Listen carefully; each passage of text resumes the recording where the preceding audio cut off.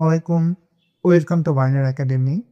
আজকে আমরা হাজির হলাম তোমার এসএসসি আইসিটি জীবনে সবচেয়ে গুরুত্বপূর্ণ টপিক দুয়ের পরিপ্রকৃতি।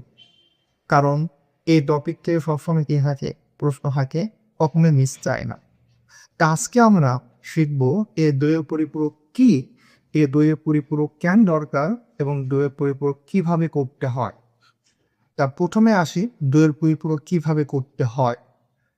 তা এখানে কয়েকটা স্টেপ। প্রথমে তোমাকে একটা সংখ্যা দেওয়া থাকলে ওই সংখ্যাটাকে দুয়ে পরিপূরক করতে হবে। তা ফার্স্টে তুমি কি করবা, ওই সংখ্যাটাকে বাইনারিতে কনভার্ট করবা। তারপরে সংখ্যাটাকে 8 বিট করবা। যদি সংখ্যাটা 127-এর উপরে চলে যায় তখন কোটাকে তোমরা 16 বিট করবা। তারপর ওই সংখ্যাটাকে তারপর কোটাকে একের পরিপূরক করবা। দেন ওটাকে কি করবা, ওই একের পরিপূরকের সাথে বাইনারিতে এক যোগ করবা।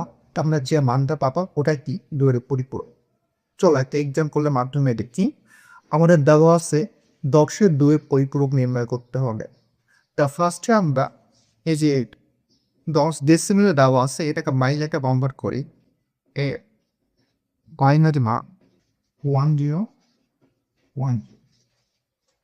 তাহলে এটাকে আমরা কিসে কনভার্ট করতে হবে, যেহেতু এটা 127-এর থেকে 127 বা এর নিচে, তাই এটাকে আমি কি করবো 8 বিটে রূপান্তর করবো। যদি 127-এর উপরে হইতো তখন এটা করতাম 16 বিটে রূপান্তর করতাম। তাহলে লিখবো 8 বিট রেজিস্টারে ব্যবহারের জন্য আমাদের ছিল কি 1010। এখানে কয়টা বিট, 4টা।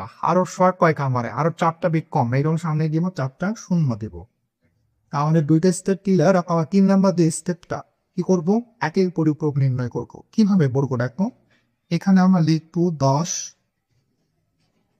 লিখে এই যে 8 বিটের যে ওয়ানটা বেশি এখানে লিখবো 00001010।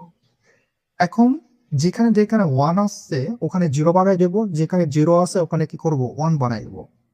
1 1 1 1, এখানে 1 আছে 0 হবে, 0 আছে 1 হবে, 0 1।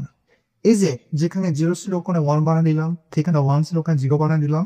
এইটাকে বলা হয় ওয়ানস কমপ্লিমেন্ট বা একের পরিপূরক।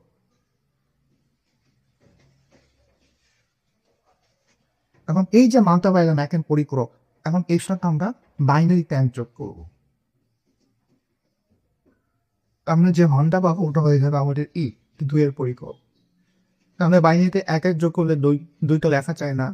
আর এটা জন্য কি দেখবো, শূন্য হাতে থাকবে 1, এখানে শূন্য আর 1 গুলে 1, এখানে 1, এখানে শূন্য, এখানে 1, এখানে 1, এখানে 1, এখানে 1।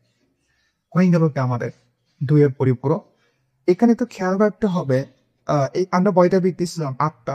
আমাদের উত্তর কয়টা চেক করতে হবে, 1 2 3 4 5 6 7 8। উত্তর কয়টা আসছে 8টা, ঝামেলা নাই।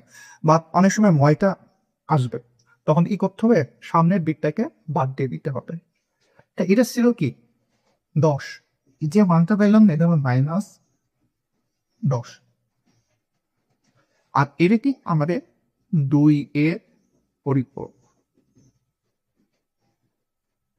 তা 2 এর পরিপূরক করে কি হলো, আমরা জানতাম, আমরা নিলাম +10, শেষে আরেকটা মান পেলাম, ওটা কার মান, -10-এর। তা 2 এর পরিপূরক কি করে, একটা পজিটিভ সংখ্যার বাইনারি মানতে ওই ওই সংখ্যার নেগেটিভ যে বাইনারি মানটা ওইটাতে কনভার্ট করে। তা এটা 2 এর পরিপূরকের কাজ। আমরা পজিটিভ বাইনারি মান জানি, বাট আমরা নেগেটিভ বাইনারি মান জানি না। নেগেটিভ সংখ্যার বাইনারি মান জানার জন্য আমাদের কি করতে হয়, 2 এর পরিপূরক করতে হয়। আজকে আমরা দেখলাম 2 এর পরিপূরক কিভাবে করতে হয় এবং কেন করতে হয়। পরের ভিডিওতে আমরা দেখব 2 এর পরিপূরক ব্যবহার করে বোর্ড পরীক্ষায় কিরকম প্রশ্ন আছে।